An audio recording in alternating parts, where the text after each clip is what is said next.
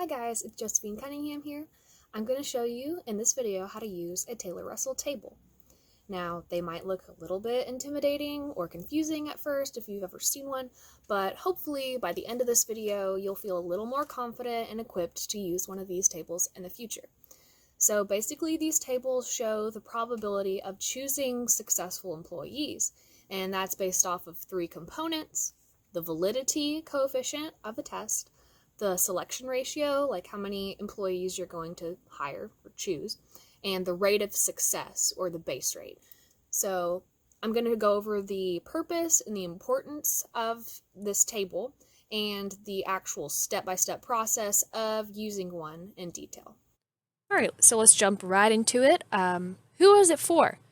It's important for the industrial and organizational psychologist to use these tables, and it's also important for the company to know what this means, so that way they can be successful in their hiring process.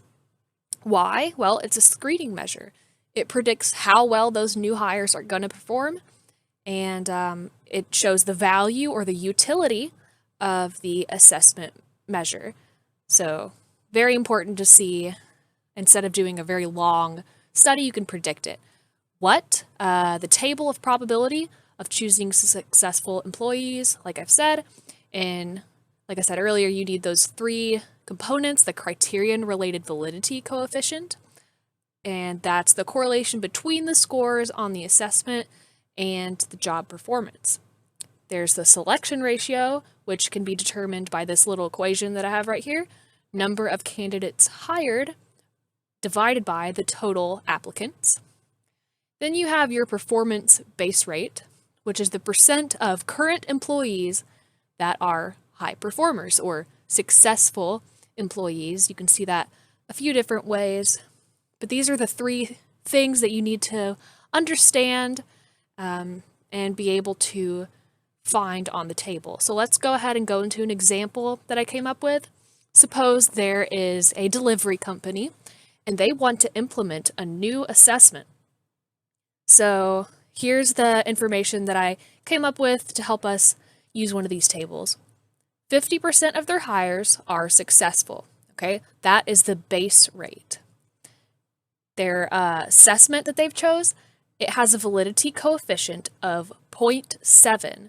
So if you look on the left column part, the black portion of this table, that's where the validity is, and they hire about 90% of their applicants. That's the selection ratio. So I have these little arrows here that indicate where you should go. I've circled the base rate. This is a base rate of 50% table. So make sure when you are looking for a table, the base rate is what you need it to be.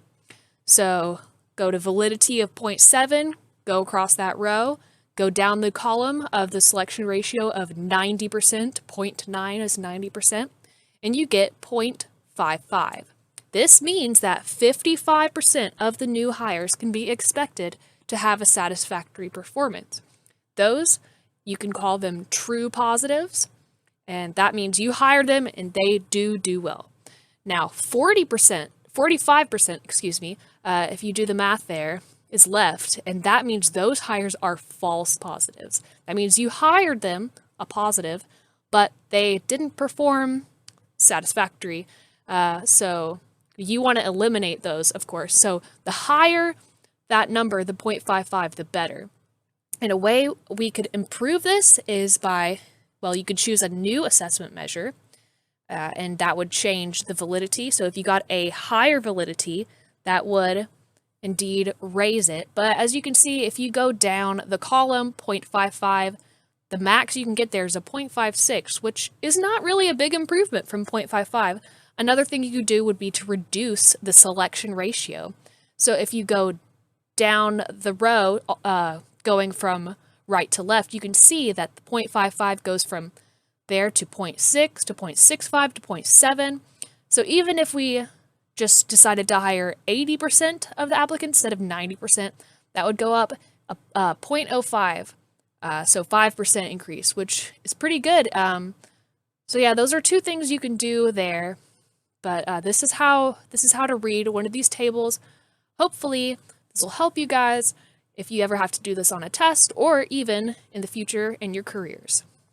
Thank you guys for your time, and if you have any questions, feel free to contact me in my email in the description. Thank you.